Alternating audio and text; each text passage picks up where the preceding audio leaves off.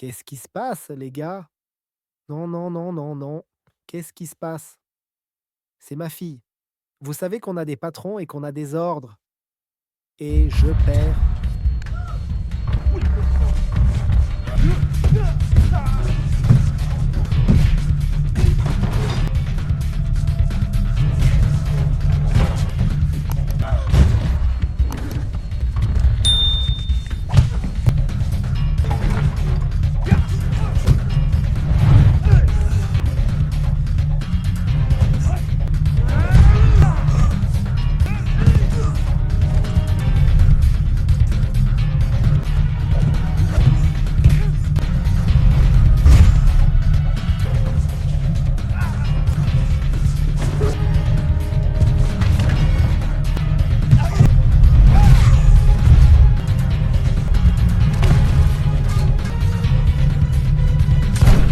Ça va?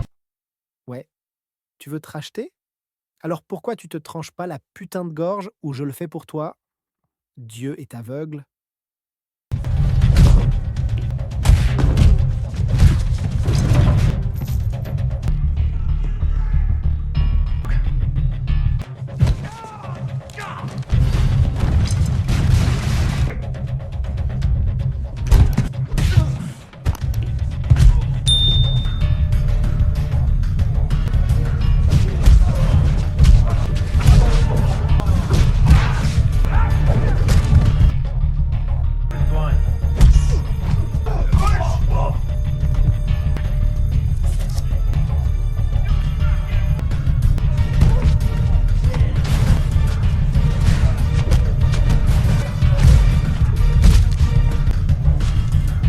Le film commence avec une introduction glaçante à Alexander Coates, un seigneur du crime impitoyable.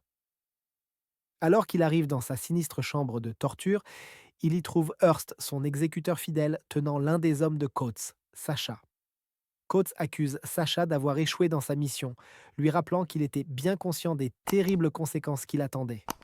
Dans un retournement cruel, Coates ordonne à Hearst de donner un couteau à Sacha et lui ordonne de se suicider ou sinon de faire face à la mort de la main même de Coates.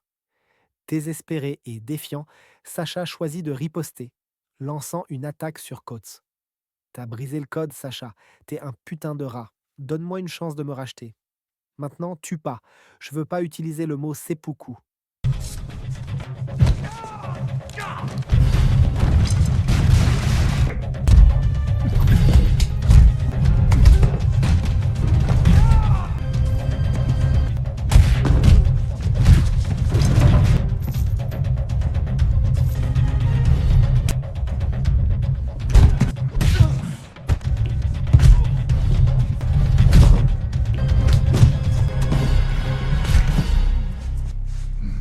Coates ordonne à Hearst de lui trouver un nouveau costume car celui qu'il portait est maintenant taché de sang.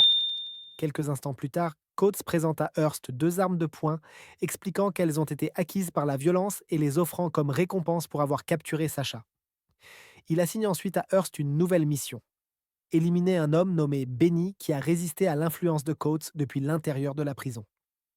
Coates l'avertit sévèrement de ne pas échouer dans la mission. La scène se déplace vers un environnement carcéral chaotique où Hearst, déguisé en gardien, commence sa tâche mortelle en neutralisant les gardes un par un.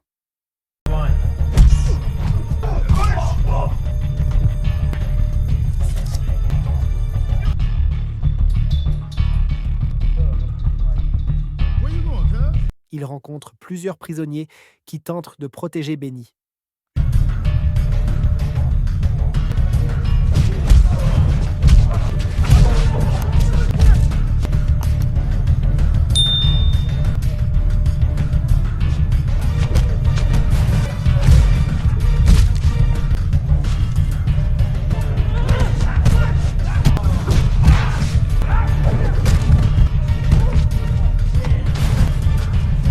Juste au moment où il s'apprête à tirer sur sa cible, la confusion règne.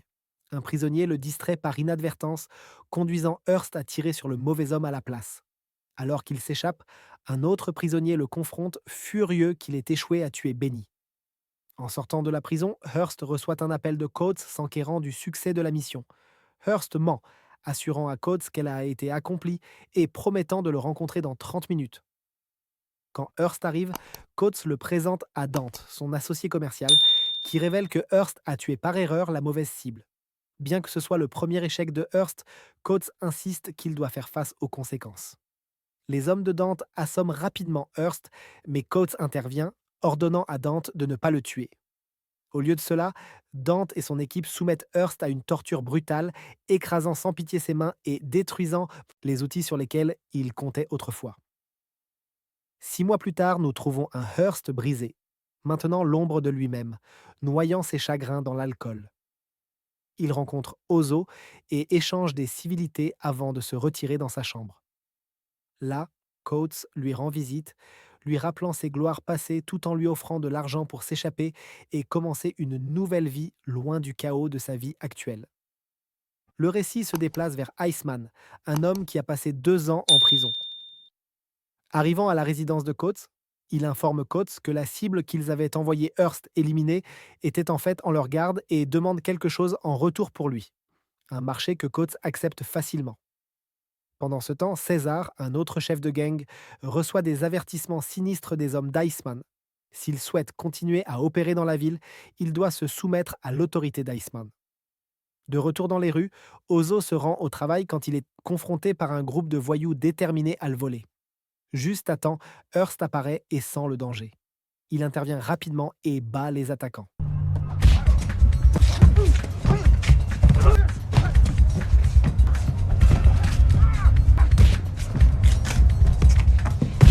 Ozo est surpris par le courage inattendu de Hearst et exprime sa gratitude.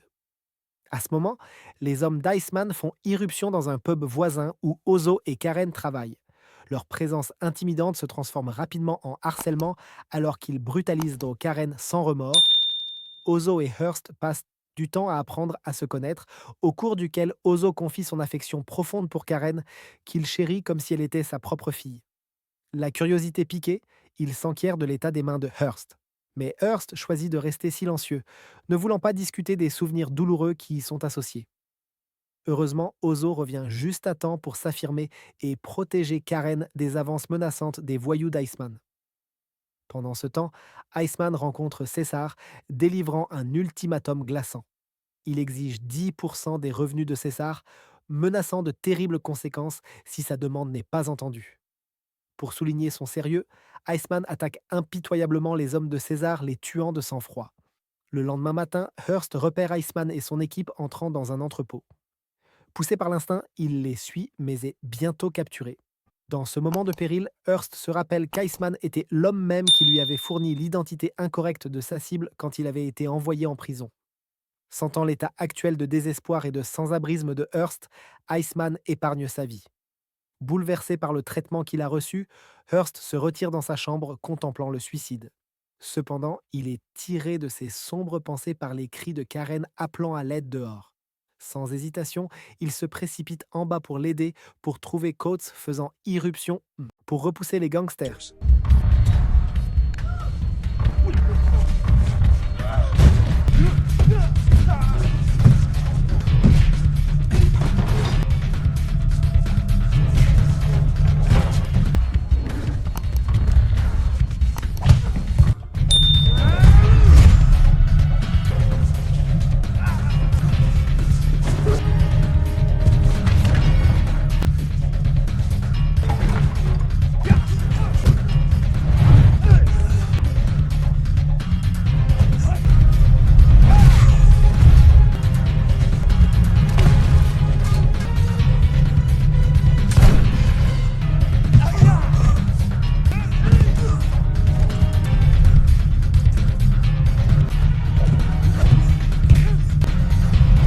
En réalisant que les attaquants étaient affiliés à Iceman, Coates décide de lui rendre visite et de délivrer un avertissement sur les dangers imminents s'il ne cesse pas ses actions.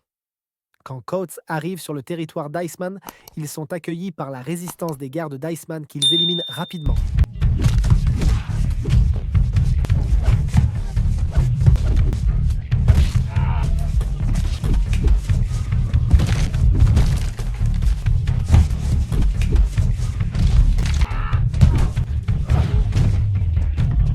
Yo yo yo, comment tu te portes?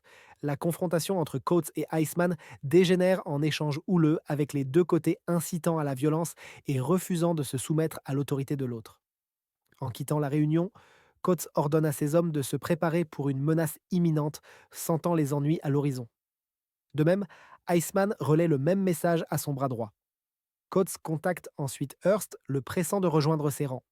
Juste au moment où Hearst s'apprête à répondre positivement, Ozo le frappe par derrière, l'assommant. Quand Hearst reprend conscience, il trouve Ozo assis devant lui.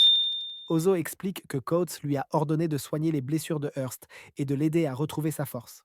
Cependant, leur moment de répit est de courte durée, alors que les hommes de César font irruption et les kidnappent. Ils sont emmenés dans la planque de César, où César ordonne à deux de ses hommes d'enterrer Hearst, le croyant mort. Pendant ce temps, Ozo fait face à une torture brutale aux mains de l'équipe de César, qui menace d'agresser Karen. Rassemblant sa force restante, Ozo tente de riposter, mais est poignardé dans la poitrine pour ses efforts. Iceman contacte ensuite César avec une demande pour Karen, à laquelle César se conforme à contre-cœur. De retour chez Hearst, il parvient à se libérer de ses ravisseurs juste au moment où ils se préparent à l'enterrer.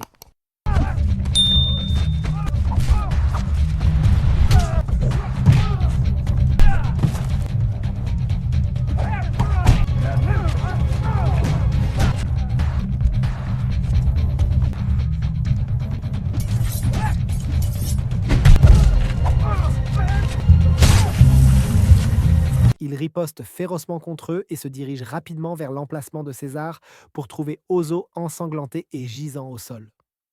Ozo le presse de sauver Karen avant qu'il ne soit trop tard.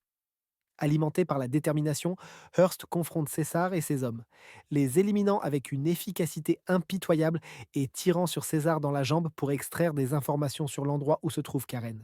Pendant ce temps, Coates prépare ses hommes pour une attaque anticipée d'Iceman. Il ne faut pas longtemps avant qu'Iceman et son équipe fassent irruption, tirant sur les hommes de Coates alors qu'ils entrent. Tu restes avec moi, c'est pour le quartier. À ce moment critique, Hearst rejoint la mêlée, chopé comme un cochon. Alexander bébé.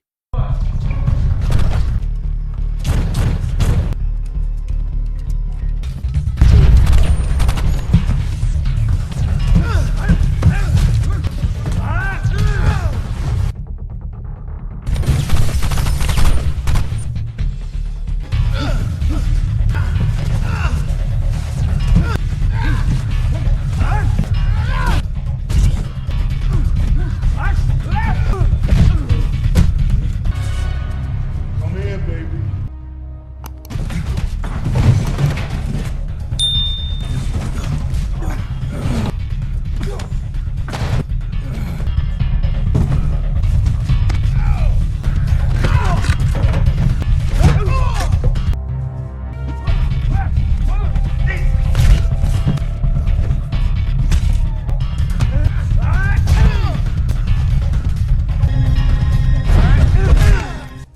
Après avoir éliminé les hommes de main d'Iceman, Iceman se retrouve coincé et recourt à l'utilisation de Karen comme bouclier humain dans une tentative désespérée de s'échapper.